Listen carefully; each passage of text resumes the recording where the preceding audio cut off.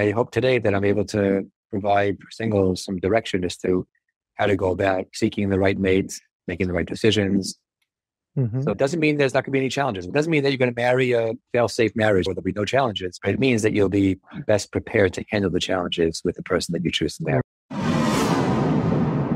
This episode is sponsored by TherapyNotes, therapynotes.com. Be sure and check them out and be sure and use the promo code Gordon, Gordon, and you can try them out for 2 months for free.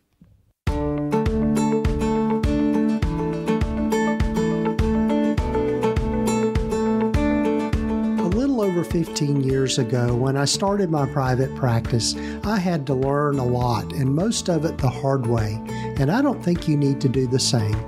Hi, I'm Gordon Brewer, a licensed psychotherapist, and welcome to the Practice of Therapy podcast, part of the Psychcraft network of podcasts. Join me in this journey of discovery as we have conversations with other leaders and professionals in both the mental and allied health fields. Join us as we explore both the business and clinical sides of running a private practice.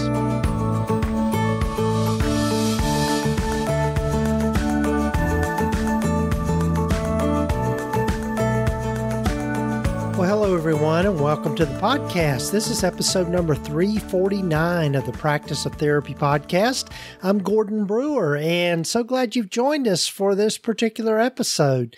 I'm looking forward to you hearing from my guest today, Donny Frank. And Donny is a marriage and family therapist who's been practicing for many years now, and he is in New York and has a new book out. The book is called The Making of a Dynamic Duo. And so Donny and I dive into talking about marriage therapy and marriages and that sort of thing.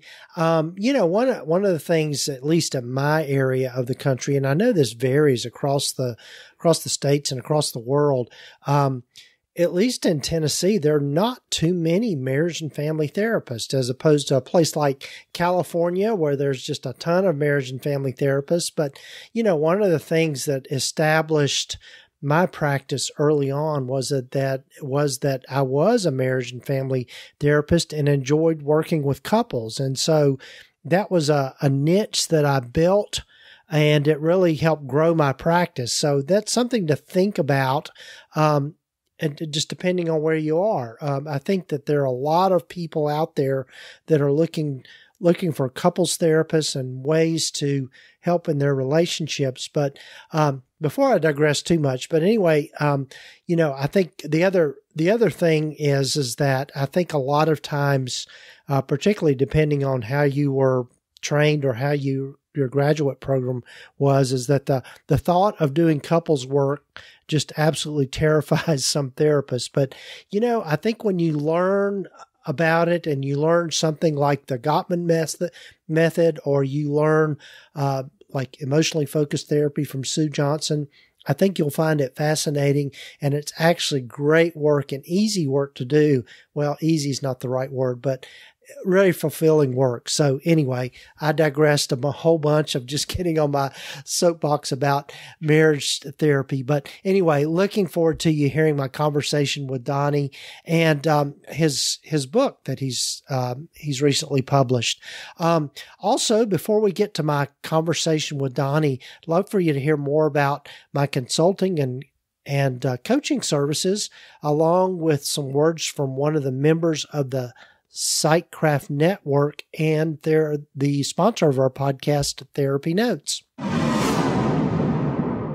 When starting a private practice as a therapist, counselor, or life coach, things can feel a bit overwhelming. You're unsure where to start, what to focus on, or how to grow things. I've been in private practice now for over 18 years, and a lot has changed. I've helped countless clinicians avoid a lot of the common pitfalls and build successful practices that align with their values and lifestyle.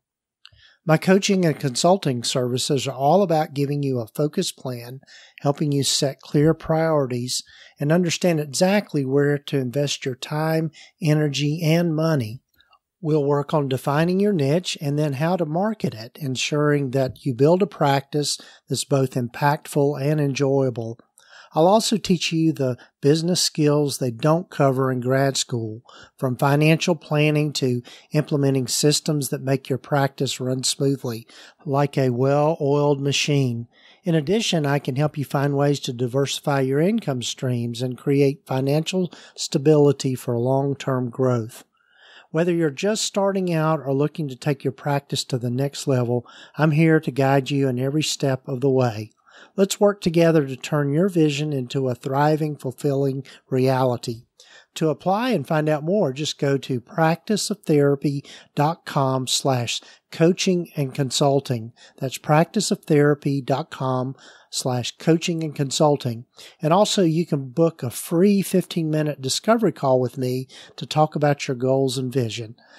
I look forward to hearing from you.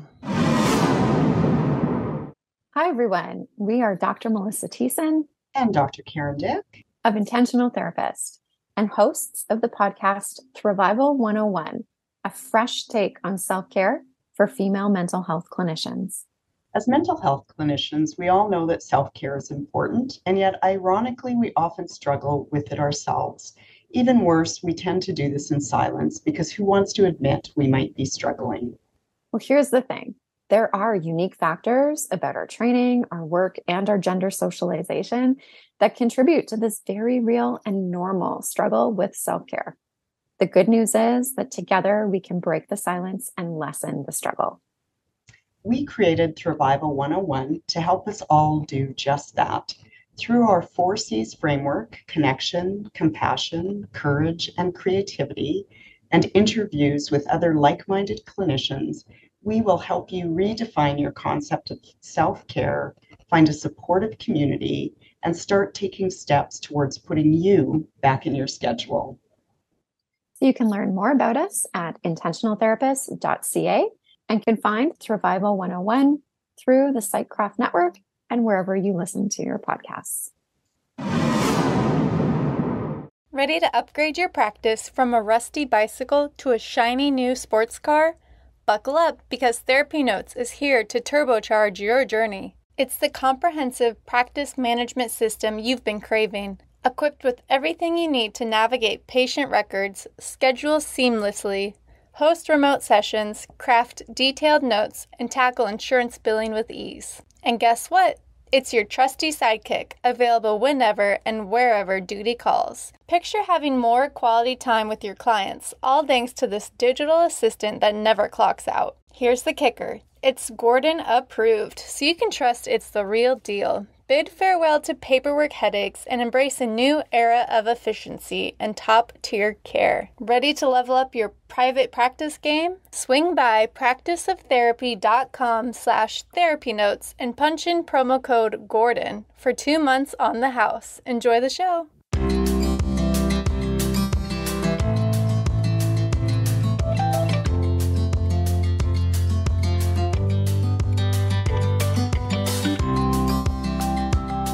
Well, hello, everyone, and welcome again to the podcast. And I'm happy for you to get to know today Donny Frank. Donny joins me from New York. And Donny, hello and welcome. As I like to start with everyone, tell folks a little bit more about yourself and how you've landed where you've landed. I've been a marriage and family therapist now for close to 30 years. My gray hairs are starting to show. Mm-hmm.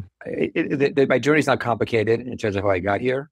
I grew up in a very family-oriented family, both in terms of our nuclear family and in terms of the extended family. It was always of value for me. It didn't mean that I was going to do anything professionally about it. That was not my intention. I think I wanted to be a lawyer at one point. That was probably my most serious alternative career. At some point, I got into the opportunity to take my advanced schooling, and it was the opportunity to go into the world of therapy. To be honest with you, I was not really interested in being a therapist. I like people. I like helping people. That wasn't the modality I was going to help people. But I did get intrigued by the idea of family therapy and marriage therapy, specifically in New York. When I went into the field, marriage therapy wasn't a licensed field. If you announced yourself as a marriage therapist, that's how you did business. It wasn't a licensed track yet. But the idea of being able to work with couples and strengthen families was very attractive for me. And so I explored it, went for it, and here I am, 30 years. And have you been in, do you currently have a practice or doing private practice or? Yes, I am doing private practice. I worked in my first stages of my career. I was the director of a mental health clinic in the northern New Jersey area, like up here on the East Coast. But always, after a couple of years of starting out in the administrative side of things, I started my own private practice. And eventually that's what took me full time. I left the agency work. I've been doing that ever since, close to 30 years now. Do you primarily just work with couples or do you work with individuals as well? I would say primarily couples, and I'm a marriage and family therapist. We are living at a time where certain disturbing trends are becoming more than the exception, fractured families. My work has taken on a whole new level of meaning. Families overall, and specifically couples. Almost all the work that I do is relationship oriented. I've gotten involved in the singles community over the last 10 years. I've done a lot of work helping people. About a little more than 10 years ago, I realized we're seeing the challenges that go on after marriage. I started to get more curious about what singles need to know to avoid some of the problems that go on once they make commitments. And that's how I got myself involved in the singles community. And I hope today that I'm able to provide singles some direction as to how to go about seeking the right mates, making the right decisions. So it doesn't mean there's not going to be any challenges. It doesn't mean that you're going to marry a fail-safe marriage where there'll be no challenges. But it means that you'll be best prepared to handle the challenges with the person that you choose to marry. That's kind of how we go with that. So I'm curious, as you've been working with singles in that community, what are the common themes that you see come up that you notice that people struggle with once they get married? Oh my, that's a very good question. And kind of the question we always get asked, what do you say is the one thing that couples struggle with? And I'm sure there's never just one thing, obviously. It also changes based upon my workload of the month, and it's kind of shifts. If I'm going to say it straight, I think that before a disturbing trend with families of alienations and fractured families, I also believe that we have to be paying attention to the overemphasis on self. And I just see, it's a little bit scary how rapidly we've been moving more and more towards a focus on self-actualization, self-fulfillment, self-everything. And it was a topic to talk about in the early days, but now it's really making an impact on marriages because where I come from and the values that I understand marriages to be built upon is where the focus is not on getting our needs met as much as it is on how we meet the needs of the other. Giving is what builds healthy relationships. Right. And there's a lot of self-focus. And it shows in various ways. It's not one way that it shows up, but if you trace it down to it, are we other-oriented or are we self-oriented? What's our way of doing relationships? I'm also a marriage and family therapist and also do a lot of couples work. One of the things I find myself saying to couples, particularly, maybe younger couples that are just new into the whole marriage thing, is just really this idea that part of getting married and having a healthy relationship is that you have to be willing to give up parts of yourself for the sake of the relationship. And I couldn't agree with you more. The whole emphasis on the individual and individual rights and getting my needs met has been so much a part of our culture. I think to some degree it's uniquely American as well. I don't know that for sure, but that would be my guess. I'll give you an example of how I believe the focus on self has distorted, good, important concepts, but where they've gone kind of like out of control. So the idea of self-care, that's universally understood to be an important thing, self-care. Even those of us that are oriented or like to live our lives that are other-oriented and giving. But here's how I see it, and maybe sound radical to young people, but self-care, in my mind, is like a rest stop in life. My journey in life, my primary responsibility is to make the world a better place. And I start with the people I care most about, the people in my inner orbit, my spouse, my kids, my parents, my siblings. I start there and I go there. That's my agenda of life. But we have limitations. And it's hard to stay on the road, keep on driving and not refill the tank and not change the tires. So we have pit stops, we have rest stops. That's what I see self-care as being. It's in service of getting back on the road to become the giver once again. Right. But I found that in some cases, self-care became the goal. It became the journey. And it's almost like you lose yourself in the pit stop and the race is going on and you haven't gotten out of the pit stop. And we don't make our home in self-care. It's a means towards getting back on the road and being a giver. And that always seemed to be an obvious thing, but it seems today that it's a little bit more radical than I thought. It's to facilitate the goal. So that's an example. Right.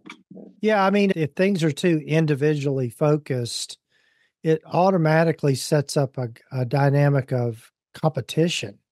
And and so in relationships, as we know, to compete with each other, you might do that a little bit on the fun level, but at the core level, that's just not going to be sustainable. No, not looking for connection and for a meaningful relationship. It doesn't get generated by competition, that's for sure. Right. I agree with you. Right. So I'm curious for you, Donny, what do you see as the components of healthy relationships? Well, assuming that we've established that giving is where love is kind of, but there's a dynamic towards giving. It's what it means to give. What context does it happen? One of the most important skills to set up a giving relationship is the ability to make room for another. It goes back to what we're saying now. The challenge is if it's about me, then there's no room for someone else's thoughts and feelings and deeds. We have to figure out a way that whenever we interact, it's not just with people, by the way. I'll give you an example of a non-interpersonal way of doing this, but we empty ourselves out. We allow people to have room for their thoughts and their feelings, and then we become responsive to that other that we've allowed into our lives. Giving space is huge. They say, though, the most direct, effective way of giving love is by listening. Good listeners show that they care about the person who's speaking. They want to hear. They want to take them in. They want to embrace them. There's no embrace like listening, but listening means I make room for you. Now, it's easy to listen to somebody when they complain about somebody else. Easy to listen to somebody when they talk about an exciting trip that they had. It's more challenging when they share something with us that has to do with us or an opinion that we disagree with. Giving them space to do that and hear it and understand it, validate, that's not easy. So I say the skill of making room for others is huge. And another quality that is critical for healthy relationships is, and I say this to people who are dating, this stuff's going to show up. Don't try to find the perfect person that you are going to, they'll be so contoured to you and your stuff that no challenges will happen. It's ridiculous. So we say the challenges will show up. Look for somebody who, when the challenges do show up, will roll up their sleeves and do the work. It's such an important quality because anything good is going to happen through building. Nothing's going to just go. You're not going to coast through a relationship and have good things from it. Right. And that's big, especially resilience. Sometimes they say is on the low today. Another aspect of some of our societal challenges. And resilience. When I see a challenge, I face it. I deal with it. We work it out. Even more if you want. Those are two that come to mind. I think in my work with couples, I draw a lot on the work of the Gottmans. One of the ways I like to sum up with a couple, what is the sign of a healthy relationship is when two people can share their internal world with the other and know that it's going to be treated with kindness and compassion, as opposed with disdain or being repulsed. Yeah. We say, how much room can you make for your spouse? Well, how much can they say until you shut them out? And say, that's it, done. Wall is up. You can't say anything more. Yeah. Let more in. Let the challenge get, it's a little more challenging, more uncomfortable, but let them have that space. Every time you give more room, and this doesn't mean it's at the expense of you. You are still intact. But every other layer of space you give to somebody is a demonstration of commitment and love. That's kind of how I see it also. Yeah. Yeah. I think that's so true. I love that way of thinking about it. But to change gears a little bit, Donny, I know you've written a book. Tell us about that. I love to write. I do a lot of writing. This book is really a culmination of my career. It's at the end, but it's a culmination of what I've done so far. The book is called The Making of a Dynamic Duo. Mm-hmm. I tried to write a book that hits certain targets, and I'm going to tell you what they are. Number one, it's very readable. Maybe I'm projecting a little bit because I know when I read some of the books that are out there on the market, I sometimes feel like if this could be said in 3 pages, why am I reading 30 pages? Mm-hmm. So that's a little bit how I operate in general. I don't think there's a chapter in this book that's more than 3 pages. Mm-hmm. But I do believe I could have written 30 pages instead of the 3. It takes more time to write 3 than 30. So it's very concise. Therefore, the kind of a book that couples can actually read together. Let's read 3 pages a week. But it's not just that it's a shorter chapter and readable, but it was also important to me that no chapter gets written unless there is a very clear concept and skill where they can execute that concept. Mm-hmm. And so the book potentially has at every 3 pages another intervention that can actually transform a relationship. Mm-hmm. That's the other part of it. I appreciate creativity. Every chapter comes along with a drawing. We have a couple, the dynamic duo that shows up in every chapter. This couple shows up in every chapter, and you follow their journey through the concepts and interventions. Mm-hmm. And I kind of got connected to these guys. I created them, but I still feel connected to the dynamic duo. They have no names, but the dynamic spouse 1, spouse 2. What I was intentional about, I have my trainings. I was first and foremost an imago therapist, and we talked about that. But at the core of my work is very dialogic, which is in imago way. I had been trained by Gottman and EFT, and I have all the trainings that are pretty much at the. I didn't want to put anything scientific in the book. I wanted to be a layperson. They read it. They don't get bogged down. You don't need to have a thesaurus or some other app open to translate terms. Very straightforward, very readable, and filled with metaphors. Every chapter is a metaphor of life to show this is an important overriding principle of the book, which is, and I say in the introduction, most of the metaphors, in fact, maybe all the metaphors in the book, are from things that are unrelated to marriage at all. And something happened there, a couple of stories about pet fish that we used to raise, and we had a couple of mishaps with it, but each one made me think about marriage and how that could inform couples to be better. What I wanted to get across is that if something's important to you, like a marriage, you're not going to just learn about marriage when you read a book on marriage. You're always going to be thinking about, how does that experience I just had help me in my marriage? If money was the most important thing in my life, I'd do the same thing with money. I'd say, something just happened now. How is that going to translate to my making my business a better business? Whatever's important to us, that's the lens that we see the world through. Marriage is important enough, and society desperately needs intact families. It's worth seeing the world through the lenses of relationships and learn everything you can from anybody, anywhere. What did it tell me about my marriage? How can I make it better? That was a really big piece to run through the entire book. Right. That's some of the ideas. Yeah, I totally agree with you. Everything we do in life is in the context of a relationship of some sort. And I think being able to navigate that, not only in marriage relationships, but just in interacting with people day in and day out, are skills that everybody is desperately in need of. Yeah, so, I was going to say one thing about the book. Just another aspect of the book that also runs through is that it's very realistic. Like, there's ups and downs, and we're not afraid to describe a healthy, functioning, dynamic relationship that has its ups and downs. The cover basically is my favorite part of the book. I'm not talking about it from a graphic point of view necessarily, but the message of this cover is what the book's all about. When we measure a relationship, it's almost like we measure a financial portfolio. It's the trend. This couple is trending up. They're going to have ruptures. Good couples will rupture. They're going to have their moments. But when you want to evaluate, is this couple a healthy, dynamic couple? You're going to look at the trends. They fall, but like a good financial investment, the drops will happen less frequently, with less intensity, and a shorter duration. Yeah. They know how to get the arrow back up. They might have one day, the market's bad for one day.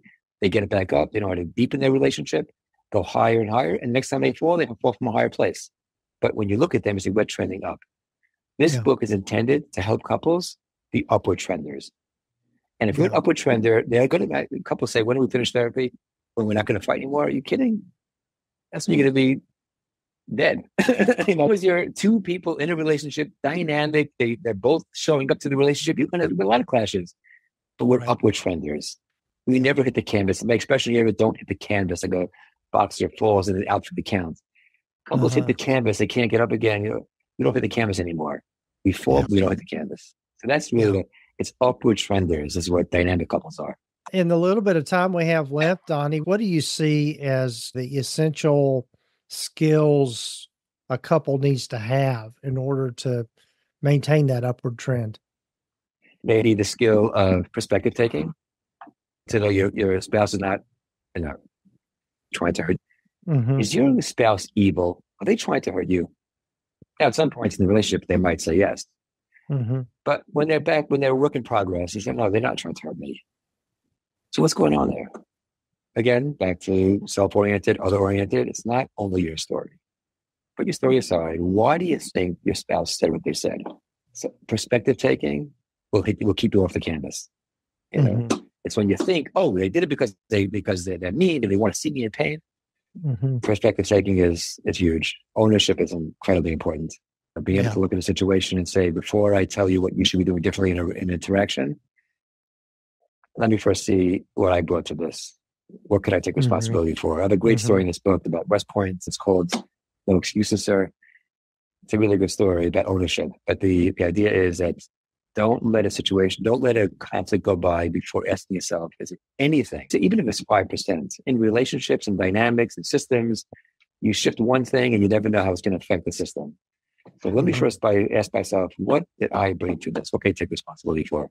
So I would say that's also another important skill. Those are skills, once again, going back to our original, the first part of our conversation, those are of people who can look outside of themselves. They're not entitled. They're not entitled people. They're not always looking to see how the world services them. I want to make the world a better place, and I want to start with my marriage. How can I empower myself to? I'm not going to blame anybody. Blaming is very popular today. What can I be doing differently? How can I say that differently? Maybe my spouse didn't get it because I didn't say it right. Let me say it again. Let me say it differently. I think one thing I would add to that is learning to take a curious approach with your spouse or with the other person you're in a relationship, rather than getting on the defensive all the time. Lead by curiosity. Lead by curiosity. That's 100% right. I agree with you. Lead with curiosity. I just think about a question I often ask couples if they're with me, and I'll say to one person, we're going to pretend like you're not here. So let me talk to your spouse about this. And I'll ask the question, why do you think they do it the way they do it? And so it's just kind of eliciting that curiosity and just really checking in with that. I'll show you a little demo I use here in my office. This is one of my favorite items. I have various examples of worlds. I say, this is a couple. They don't look like they match so much, small, big, hard, soft. But when you get to know each other, you realize that you're very different. Right now, this guy is in a position to understand what's going on over here on this guy's world, right? Empty yourself out, put that aside. And we're going to just take a look and see what's going on over here. Now, sometimes when someone is in a reactive state, they're going to say things that are really hurtful. And I just want to shut it down. Like I say, get defensive. But you say the word you used was to get curious, right? What's on the outside, I just don't want in my life. But what's going on inside? I'm curious to know what's behind all this stuff here. So we say, and we have our processes by which we try to go inside. In our work, we do dialogue to get inside. But when you go inside the person's reality, what emerges is a teddy bear. Right. And you can't embrace the way they're presenting it. But if you get inside and find out the hurt that's going on there, we can embrace this. The key is to get here. If we can find some way to express this and not the way it looked on the outside, we'd be much closer to our goal. But we still have to get to this. That's a great metaphor for folks that maybe don't have a visual. He had a stuffed toy, but it was a globe. And then when you opened it up, you turned it inside out, it turned into a teddy bear. That's great. Well, Donny, again, have to be respectful of your time. And tell folks how they can find you and get in touch with you and find out more about your book. We're doing a book giveaway. If you would like to see what that's all about, you can visit me on our Instagram account, which is Donny on Marriage. Thanks, Donny. I enjoyed our conversation and hope to talk to you again soon.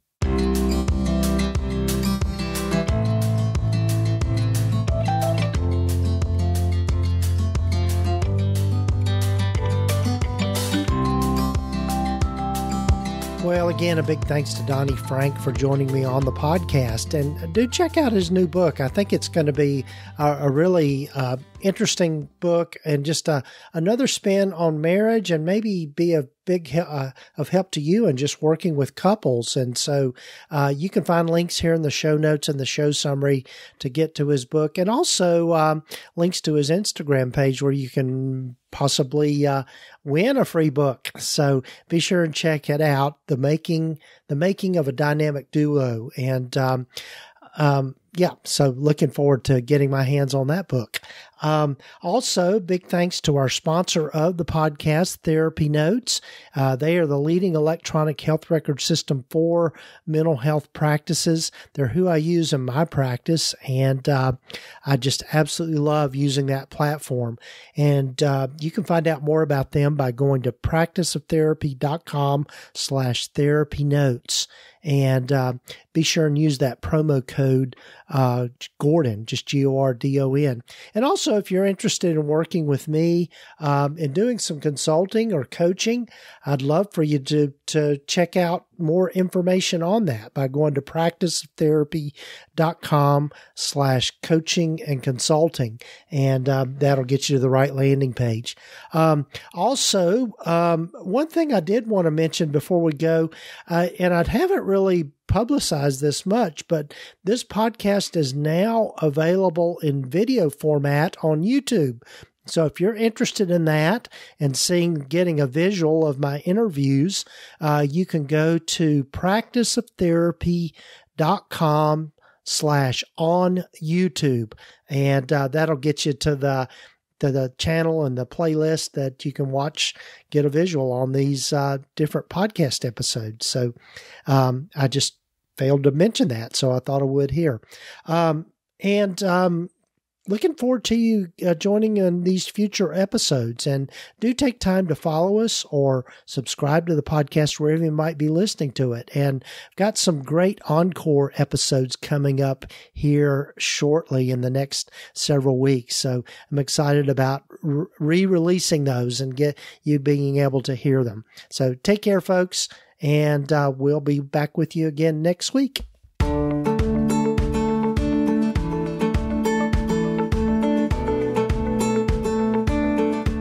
You've been listening to the Practice of Therapy podcast with Gordon Brewer, part of the PsychCraft network of podcasts. You can find out more about the other great podcasts in the network by visiting psychcraftnetwork.com. And if you haven't done so already, please visit us at practiceoftherapy.com and get your free private practice startup guide, along with a lot of other great resources and webinars and free things just by visiting. Also, be sure to follow us wherever you might be listening to your podcasts. This podcast is intended to be educational in purpose and is not intended to give legal, accounting, or counseling advice. If you need a professional, find the right person for that.